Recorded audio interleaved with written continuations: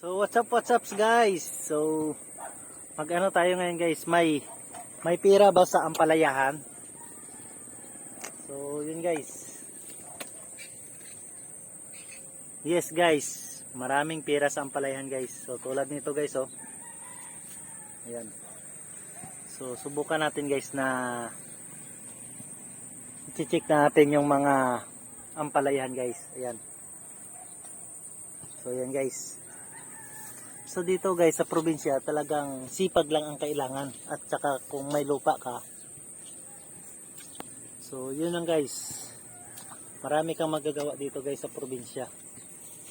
So yan o. So napakarami talaga guys. Ayan. So ayan o natin guys ha. Ayan. Yung mga ampalayan yan guys. Ayan.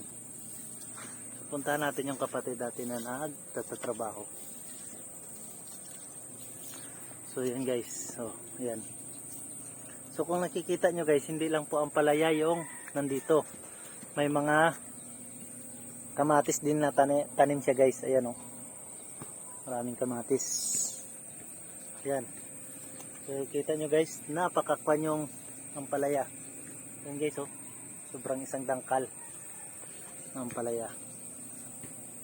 Nakikita mo nyo. Dito guys, kasi mula doon guys.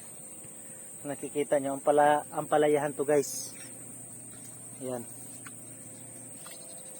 So ayan, napakarami. So ito yung maliit pa guys na mga ampalaya. Ayan. So ganito ang buhay sa probinsya guys. Ayan o. Oh. Trabaho pa yung kapatid ko. Ayan. So ayan. May mga maliliit pang mga ampalayahan. Ayan.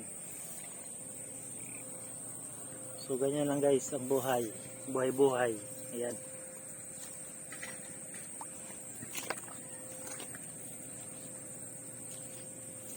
So ayan.